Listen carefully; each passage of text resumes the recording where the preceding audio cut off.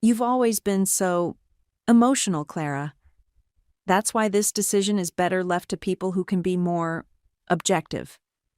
Sylvia's words dropped like ice cubes into hot oil, splattering my chest with invisible burns.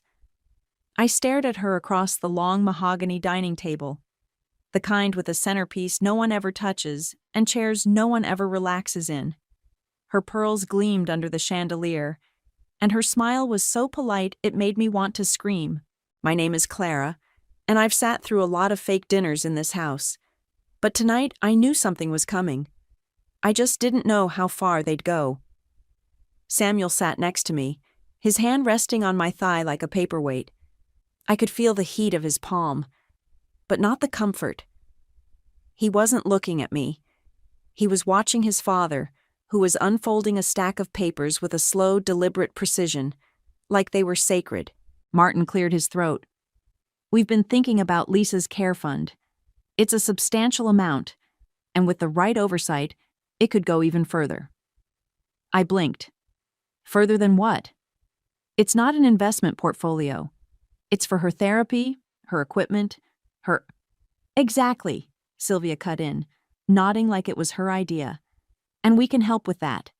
We know people. We can maximize its potential. I laughed. It slipped out before I could stop it. Maximize?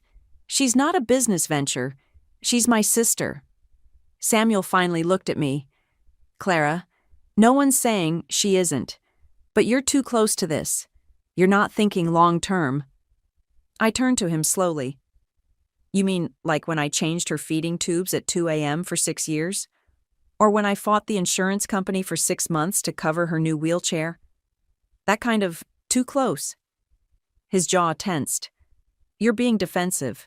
And you're being a coward, I snapped, my voice sharper than I intended. The room went silent except for the faint clinking of Sylvia's fork against her untouched salad. Martin slid the papers toward me. This is just a transfer of guardianship over the fund. You'll still be her legal guardian. But the financial side, well, it's better handled by professionals. Professionals like you? I asked, my voice flat. Sylvia's smile didn't falter. It's not personal, dear. It's just what's best for Lisa. I looked down at the papers. The legalese blurred together, but I recognized the structure. They wanted control of the trust, full financial authority, and they thought I'd just hand it over. Samuel's hand pressed harder against my leg. Clara, sign it. I turned to him. Just like that? He nodded. It's not a big deal. I stared at him. Really stared. The man I married. The man who once said he loved how fiercely I protected Lisa. The man who now sat beside me, siding with people who saw my sister as a liability. I reached for the pen. Sylvia's eyes lit up. You're doing the right thing. I signed. One stroke at a time. My signature neat and slow, like I had all the time in the world. When I finished, I looked up and smiled. You're right, I said, handing the papers back. It's better this way. Sylvia exhaled like she'd just won a war. You won't regret this. I stood up, smoothing my dress. Oh, I'm sure I won't. Samuel looked relieved. See? That wasn't so hard. I leaned down, kissed him lightly on the cheek. Not hard at all. Then I picked up my phone from under the napkin beside my plate, slid it into my purse, and walked out of the dining room. They didn't know what I knew. They didn't know that 2 weeks ago, I found encrypted messages between Samuel and his parents, that I'd seen the bank account inquiries, the subtle shifts in his behavior, the way he started asking about Lisa's expenses like it was his business. They didn't know I'd already moved the money. They didn't know I'd already restructured the fund under a bulletproof trust, with a lawyer who specialized in disability protections. And they definitely didn't know that the entire dinner, every word, every manipulative suggestion, every smug little nudge, was recorded. I stepped into the cool night air, the quiet hum of crickets greeting me like old friends. My heart was pounding, but not from fear, from rage, from clarity, from the kind of calm that comes right before the storm. I got into my car, started the engine, and called Iris. "It's done," I said. She whistled. "You signed?" "Yep." "And the recording?" "Crystal clear, every word." There was a pause. "You okay?" I looked at my reflection in the rearview mirror. My eyes were steady, my mouth a line of steel. "They think they won," I said.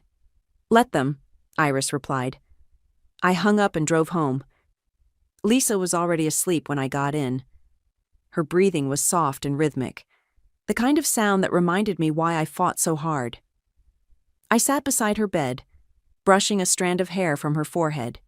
"They think they can take you from me," I whispered. "But they don't know who they're dealing with."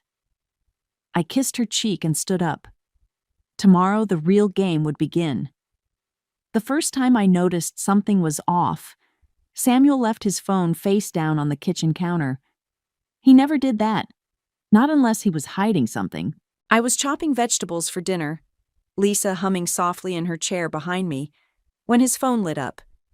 The preview flashed a name I didn't recognize, M. Harris. And a message. "She doesn't suspect a thing. I'll get her to sign by next week." I didn't touch the phone. I didn't need to.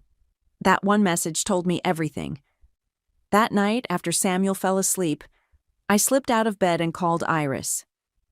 "You were right," I whispered into the phone. "They're planning something." "Okay," she said, instantly alert. "We're not waiting. I'm putting you in touch with someone tomorrow. Trust me, you'll want him on your side." The next day, I met Duncan in a small office above a bakery downtown. No fancy suits, no marble floors, just a man in rolled-up sleeves and a shelf full of disability law books. He shook my hand firmly. "Iris said you're in a situation." I slid a folder across the table. "My sister's trust fund. My husband and his parents are trying to take control of it. They say I'm too emotional to manage it."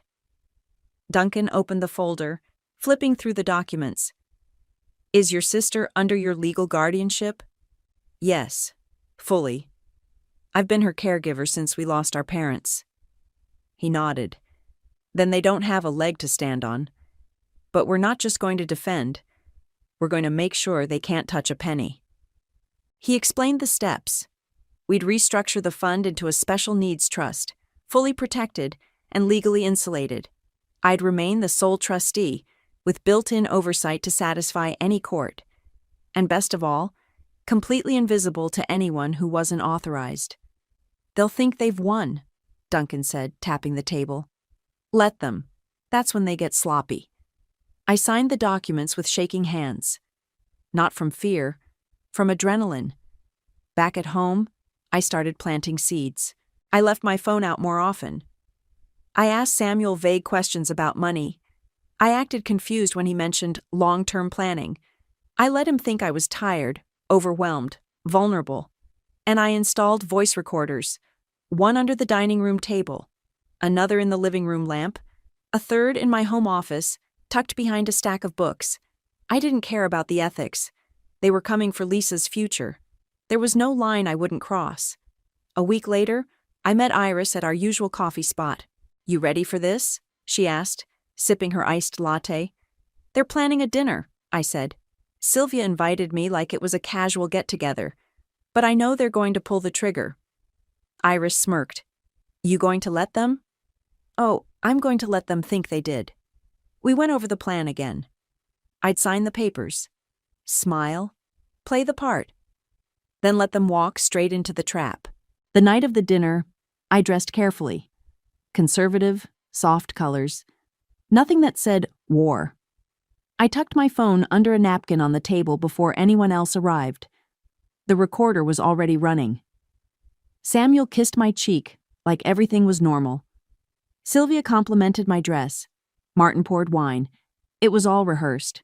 A performance, and I played my role perfectly. When they slid the papers across the table, I didn't flinch. I didn't argue. I signed with a smile, handed the pen back, and watched their faces light up like they'd just won the lottery. They had no idea the money was already gone.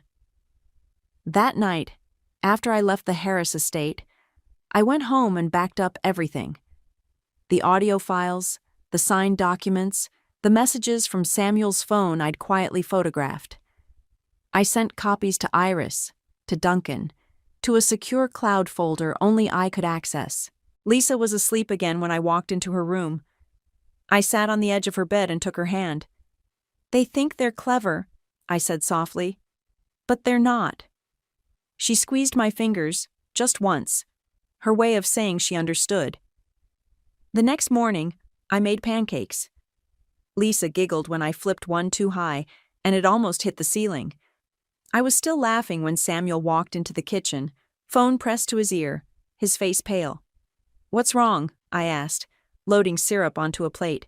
He didn't answer. Just stared at me, then at Lisa, then back at me. I knew that look. They'd called the bank and found nothing. "Everything okay?" I asked again, sweet as sugar. He hung up without a word and walked out. I turned back to Lisa, cutting her pancake into small pieces. "Game on," I whispered. Samuel's voice echoed down the hallway before I even saw him. "What do you mean there's no access? That's impossible." I stood in the kitchen, calmly drying a plate. Lisa was in the living room, watching her favorite cartoon, oblivious to the storm brewing in the next room. He stormed in, phone still pressed to his ear. "Yes, I'm the secondary contact. My wife signed over the authority last night. Check again." He paused, listening, then slammed the phone onto the counter. "They said the account's locked, that there's no record of the transfer." I raised an eyebrow. "That's strange." Samuel turned on me. "What did you do?" "I signed the papers, remember? Just like you asked." He stepped closer. "Don't play dumb. That money was supposed to be moved." "Was it?" I said, folding the towel slowly. "Because from what I remember, it was for Lisa's care, not for your parents to play Monopoly with." His jaw clenched. "You lied." "No," I said, meeting his eyes. "I protected my sister." Before he could answer, the front door burst open. Sylvia and Martin walked in like they owned the place. "Where is she?" Sylvia snapped. "Excuse me?" I said, walking toward them. "The trust. You said you transferred it." "I signed your papers," I said lightly. "But I never said they meant anything." Martin's face turned red. "You forged your signature?" "Nope. I signed them. But the trust was restructured weeks ago. Legally. Irrevocably. You have no access." Sylvia's voice cracked. "That's fraud." I laughed. "Is it? Because I have a lawyer who says otherwise. And I have recordings." Her face twisted. "What recordings?" "From last night. From your little speech about how I'm too emotional to make decisions. From the part where you all admitted you were planning this for weeks." Samuel looked like he'd been punched. "You recorded us?" I walked to my office, opened the drawer, and pulled out a small speaker. I hit play. Sylvia's voice filled the room. "She's too attached. We'll handle it better. This is for the best." Then Martin. "She won't fight it. She's not that smart."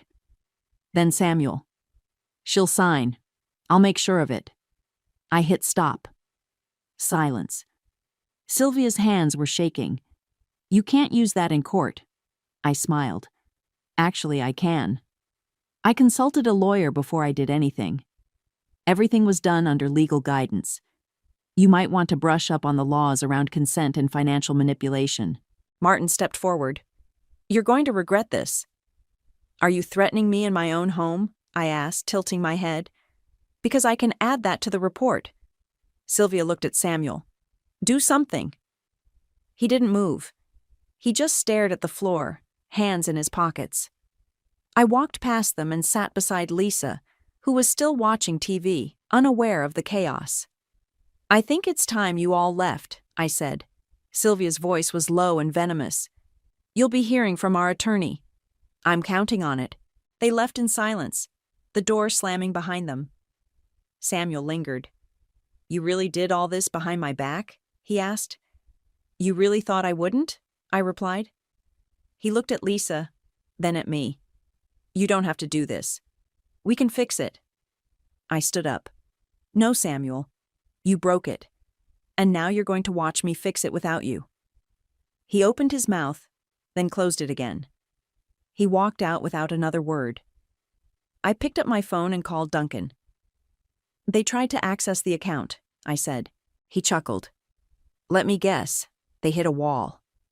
A big one. And I played the recordings. Good, he said. They'll probably try to file something anyway.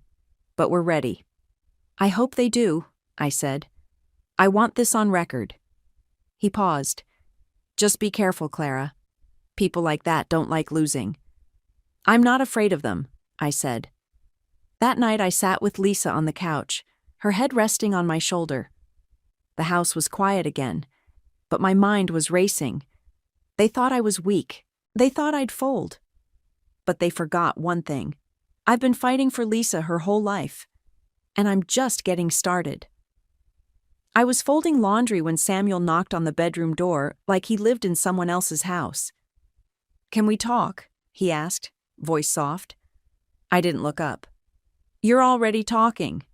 He stepped inside, hands in his pockets, eyes darting to the basket of Lisa's clothes on the bed.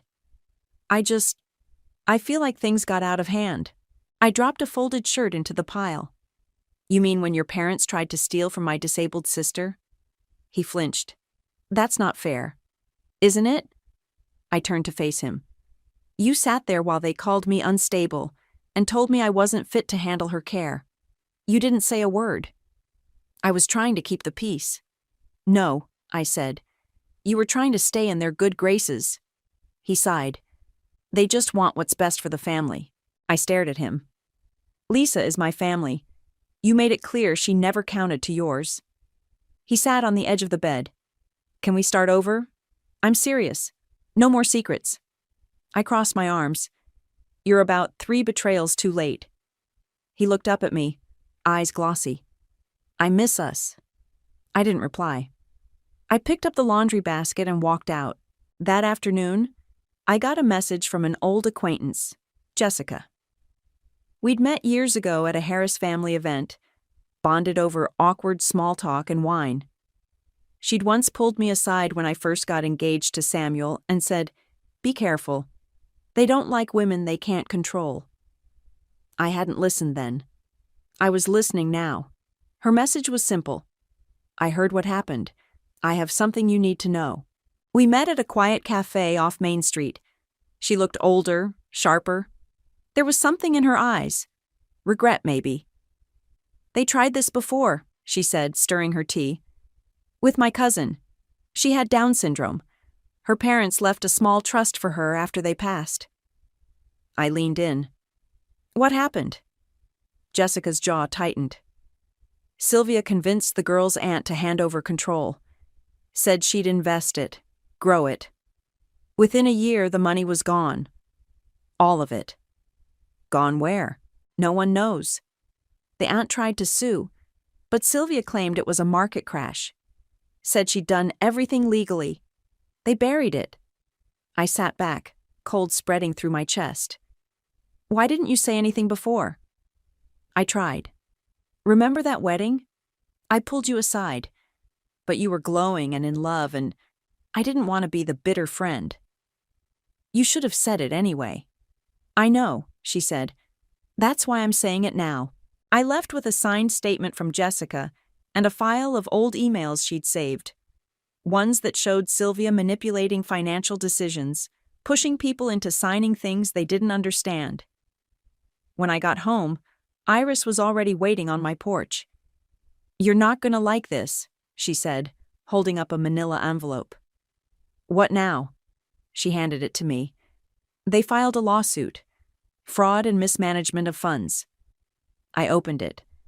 Legal jargon, court dates, accusations. My stomach turned.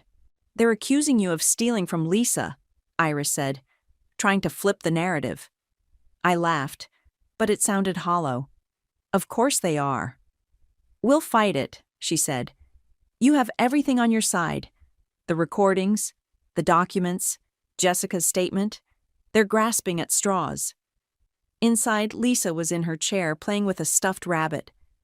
She looked up and smiled when I walked in. I knelt beside her. "They're still trying, baby. But we're not backing down." That night, I sat with Iris on the back porch while Lisa slept. "I don't get it," I said. "Why go this far? What do they even want?" Iris lit a cigarette, something she only did when she was really pissed. Control, power, and probably money. People like them don't see people like Lisa as human. They see her as an asset. I looked out at the dark yard. I should have seen it sooner. "You saw it when it mattered," she said. "You're not just protecting her. You're setting a precedent. If they get away with this, they'll do it again." I nodded. "Then we burn it all down." The next morning, a woman from the court showed up. A social worker, appointed to evaluate Lisa's care. Samuel must have filed a concern. I let her in, showed her Lisa's therapy room, her feeding schedule, her medical files. Lisa smiled at her, even let her hold her hand. After an hour, the woman looked at me and said, "Whatever they told the court, it doesn't match what I see here." "Thank you," I said, holding back tears. She smiled. "You're doing everything right." After she left, I sat on the floor in Lisa's room and finally let myself cry. Not because I was scared, because I was tired, because I loved my sister more than anyone, and I was so damn tired of proving it. Iris came over later with takeout and a bottle of wine. We sat on the couch, Lisa between us, her head on my shoulder. "They're going to regret this," Iris said. I looked at my sister, then at her. "They already do." Duncan dropped the stack of documents on my kitchen table with a thud. "That's everything," he said. "Bank statements, the new trust structure, emails, witness statements. We're ready." I scanned the top page. And the recordings? Labeled, time-stamped, and transcribed. "You did good, Clara." Lisa was in her chair by the window, watching the birds outside. She turned her head slightly when Duncan spoke, and he gave her a warm smile. "We're going to make sure no one ever touches your money again, sweetheart." I touched her shoulder, then looked at Duncan. "They're not going to back down, are they?" "No, but we'll bury them in truth." He packed up and promised to file everything first thing in the morning. After he left, I went to the kitchen to start dinner. I had just set water to boil when my phone rang. Unknown number. I answered. "Hello? Clara?" a woman's voice said. "This is Amy, Lisa's nurse. I got a call from your husband today." I froze. "What did he say?" "He asked questions about Lisa's care. If I'd noticed anything off. If you ever seemed overwhelmed or unstable." I gripped the counter. He's trying to build a case. I told him everything's fine, that Lisa's thriving, that you're the most dedicated caregiver I've ever worked with. "Thank you," I said quietly. "I just thought you should know." Something about his tone. It didn't feel right. After we hung up, I sat down and stared at the floor. This wasn't just about money anymore. Samuel was trying to paint me as unfit. He was going to drag my name through the mud to get what he wanted. Iris came over an hour later, holding a folder. "Got something," she said, walking straight to the table. "Look at this." She pulled out a document, a property deed. "Martin took out a second mortgage on their vacation home 3 years ago," she said. "But the loan was backed by assets he didn't actually own." I frowned. "That's fraud." "Exactly. And guess what? He listed Lisa's trust fund as a family asset in the application." My stomach dropped. He used her name? Not directly. Just dependent family trust. But it's enough. He was planning this for a while. I stared at the paper. "They're in deeper than we thought." Iris nodded. "They're desperate. That's why they're coming after you so hard." We sat in silence for a moment, the weight of it all pressing down. "I can't believe I married into this," I said. Iris looked at me. "You loved him." "I thought I did." She reached over and squeezed my hand. "You loved the version of him he showed you. That's not your fault." I nodded, blinking fast. Later that night, after Lisa was asleep, I sat on the porch with a glass of wine. Iris had gone home, and the house was quiet again.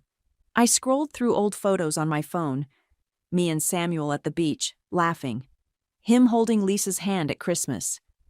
Fake moments, or maybe real ones once. I didn't know anymore. My phone buzzed. A text from Duncan. "Evaluator cleared your household. Report filed. You're in the clear." I exhaled. The next morning, I walked into Duncan's office with a new fire in my chest. "They want to fight?" I said. "Let's give them one." He smiled. "That's what I like to hear." We filed a counter motion, a restraining order against the Harris family. No contact with Lisa. No access to the trust. No interference of any kind. We submitted every recording, every email, every document.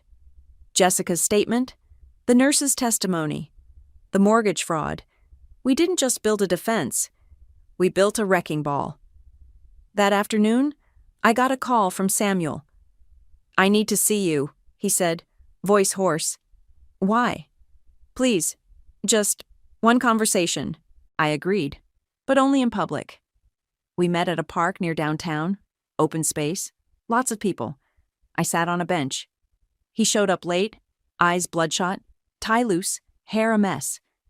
He sat beside me without a word. "What do you want, Samuel?" He rubbed his face.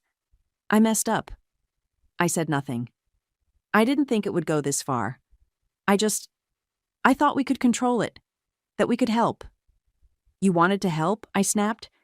"By stealing from a woman who can't speak for herself?" He looked down. "I'm being investigated. At work. Insider trading. Someone tipped them off." I raised an eyebrow. "That sounds serious. I could lose everything."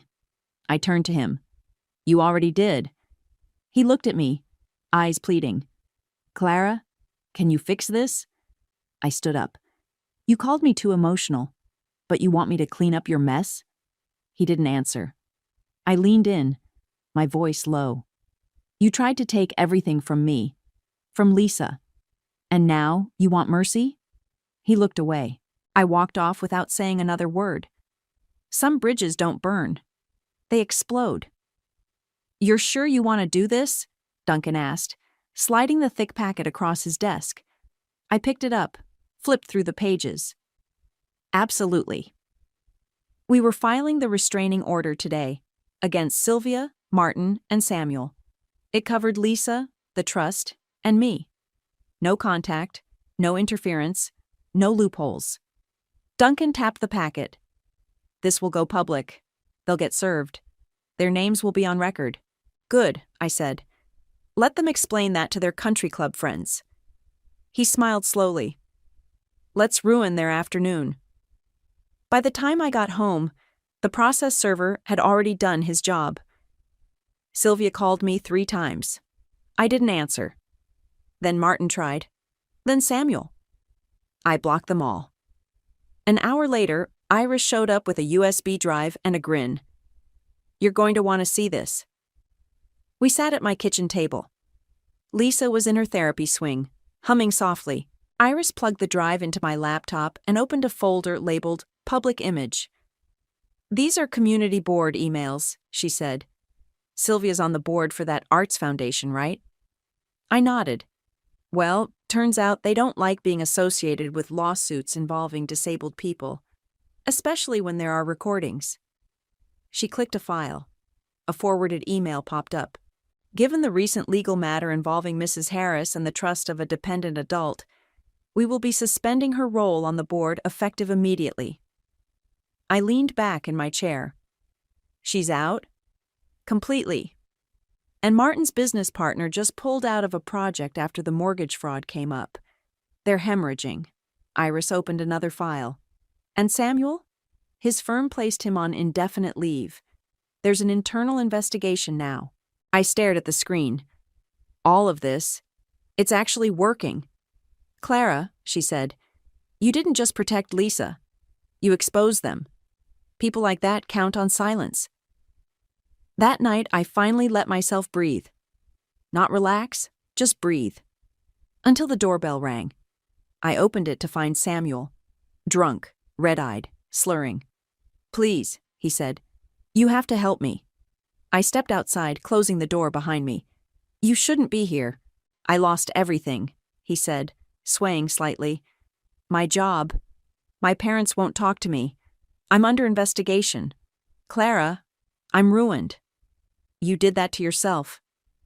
I didn't know they'd go this far, he whispered. They told me it was just a formality, that we'd help Lisa, that you'd be okay. I stared at him. You sat there while they planned to steal from her. You called me unstable. You tried to make the nurse question me. He sank onto the porch steps. I don't even know who I am anymore. I do, I said. You're a man who let his family destroy everything good in his life because he was too weak to stand up to them. He looked up at me, eyes glassy. I loved you. No, I said. You loved control. And when you lost it, you chose them. He reached for my hand. Clara, please.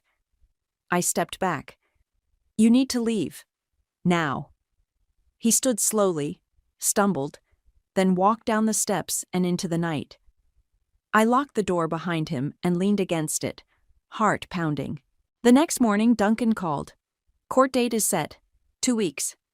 I nodded, even though he couldn't see me. We'll be ready. He paused. You okay? Getting there. 2 weeks passed in a blur. Prep meetings, witness calls, final paperwork. Jessica agreed to testify in person. Amy, Lisa's nurse, wrote a glowing affidavit. The court-appointed evaluator submitted her report. Clara provides exceptional care in a loving, stable environment. The morning of the hearing, I dressed Lisa in her favorite yellow sweater. I wore black. Not for mourning, for clarity. Iris picked us up, her car already stocked with snacks and water bottles. You ready to end this? She asked. I looked at Lisa in the back seat, smiling at her reflection in the window. Let's finish it. When we walked into the courthouse, Sylvia and Martin were already there. Sylvia wore a stiff navy suit and a frozen smile. Martin didn't look at me. Samuel sat behind them, alone. The hearing started. Duncan laid everything out, chronologically, clearly, with receipts. Literally. He played the recordings. He showed the trust restructuring. He submitted the mortgage documents, the board emails, Jessica's statement. Sylvia's lawyer tried to argue concern for Lisa's future. Duncan countered with, then why attempt to access the trust before the ink was dry? The judge listened, stone-faced.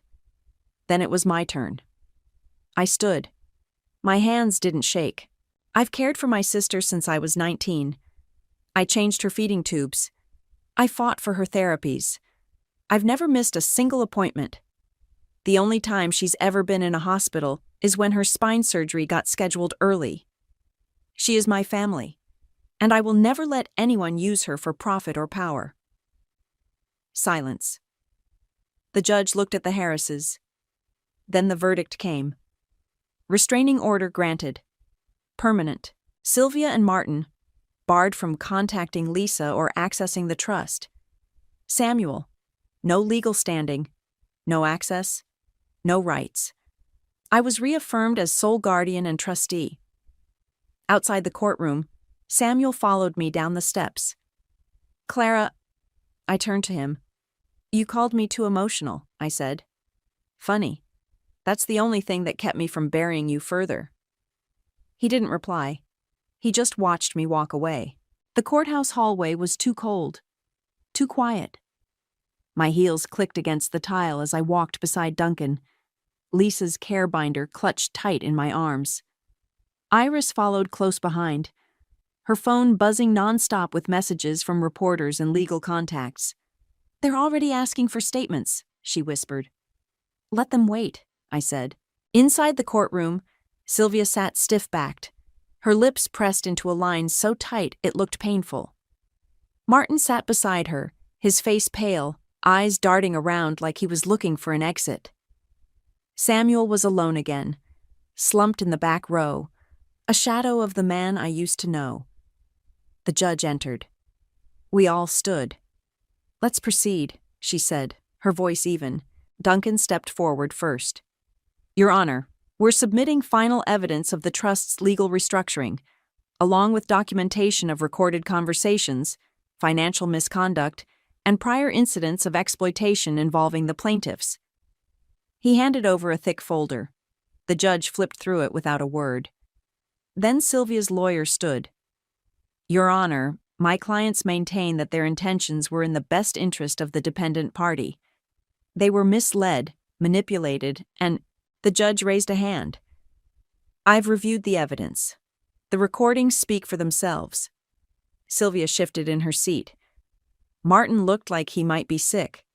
Mrs. Harris, the judge said, turning to me, you've proven beyond doubt that your sister's care has been consistent, loving, and legally sound. The plaintiff's actions show a pattern of manipulation and self-interest. She paused. This court grants full and permanent guardianship and financial control to Clara. The restraining order will remain in place indefinitely. The plaintiffs are barred from any future contact with Lisa or involvement in her care or trust. Sylvia gasped. Martin said nothing. Samuel lowered his head into his hands. The gavel came down. It was over. Outside, reporters were already gathering. Iris stepped in front of me. No comment, she said firmly, shielding me and Lisa as we walked down the steps. I didn't stop until we reached the car. I opened the door, helped Lisa in, and fastened her belt. She looked up at me and smiled, her eyes bright. We did it, I whispered, brushing her hair back. Iris opened the passenger door. You want me to drive? No, I said. I want to feel the road. We pulled away from the courthouse, the chaos fading behind us. I drove to our favorite park, the one with the ducks and the wide, flat paths. I parked under a tree and helped Lisa out of the car. She giggled as the wind caught her scarf. We sat on a bench. Just us.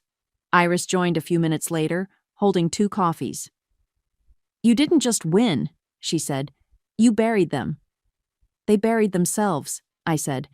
I just handed them the shovel. She laughed, then turned serious. You sure you're okay? I nodded. I'm just tired. But yeah, I'm okay. We sat in silence for a while, watching Lisa laugh at a squirrel trying to steal a chip bag from the trash can. Then I saw him. Samuel. He stood at the edge of the parking lot, hands in his pockets, eyes locked on us. He looked like hell, suit wrinkled, face hollow. I stood. Clara, Iris warned, I've got it. I walked toward him, stopping a few feet away. You shouldn't be here, I said. I know, he replied. I needed to see you. One last time. I crossed my arms. Why?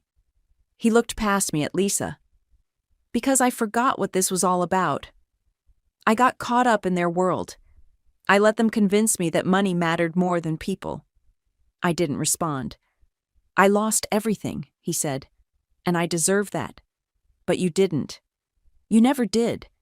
He took a step forward. I'm sorry. I held up a hand. Don't. You don't get to apologize and walk away feeling lighter. You let them try to destroy us. He nodded. I know. You let them use her name on a mortgage.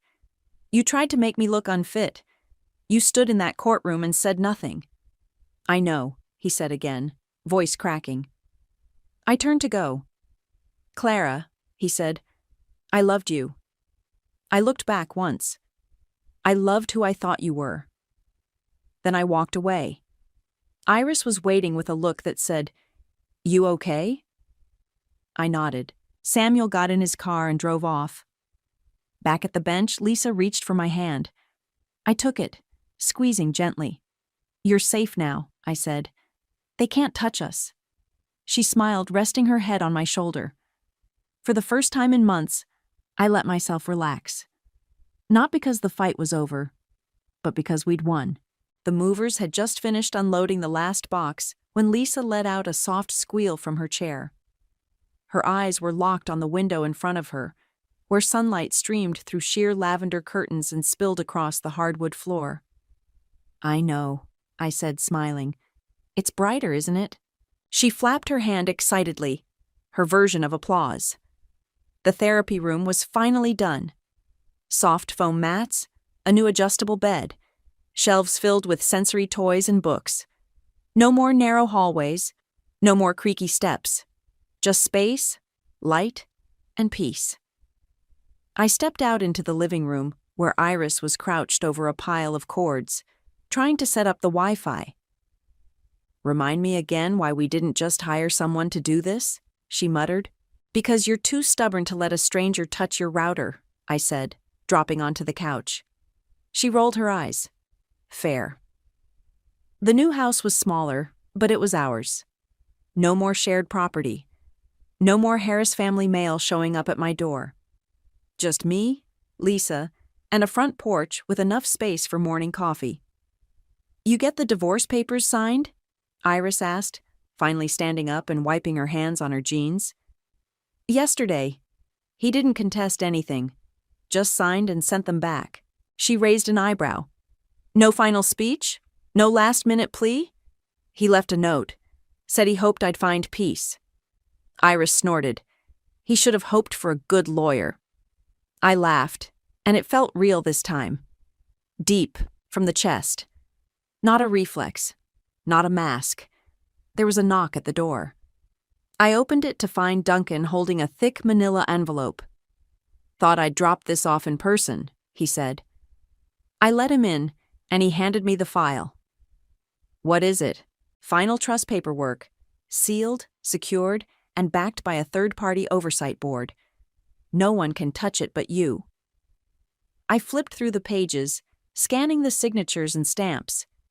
"You did good, Clara," he said. "You didn't just protect Lisa. You set a legal precedent. This case? It's being cited in 2 other states already." I looked up. "Seriously?" He nodded. "Families trying to take over dependent trusts. Lawyers are using your case to fight back." Iris let out a low whistle. "Guess you're famous now." "Not famous," I said. "Just loud enough to be heard." Duncan smiled. "You need anything else? You call me. Otherwise, enjoy the quiet." He left, and I stood there for a moment, holding the file like it was something sacred. Iris came to stand beside me. "You know," she said, "we could do more with this." "With what?" "This story. The legal process. The way you handled it. We could build something. Resources, workshops, even a support group. You're not the only one this has happened to." I looked at her. "You want to start a war?" She grinned. "No, I want to start a movement." I looked over at Lisa, who was now spinning her favorite sensory light toy, the colors dancing across her face. "Okay," I said. "Let's do it." Later that evening, I sat on the porch with a cup of tea while Lisa napped inside. The sun was setting, casting gold across the yard. Iris sat beside me, laptop open, already drafting ideas. "We'll need a name," she said. "Something strong," I replied. "Something that says, 'Don't mess with us.'" She typed a few words, then deleted them. "We'll figure it out." I sipped my tea. "You really think people will listen?" "They already are," she said. "Every time someone Googles your case, they're learning how to fight back." I nodded slowly. For the first time in a long time, I didn't feel like I was surviving. I felt like I was building something. Lisa stirred inside, letting out a soft sound. I stood, walked back in, and kissed her forehead. "They tried to salt the earth around us, baby," I whispered. She smiled in her sleep, peaceful. "But they didn't know. We'd grown in drought before."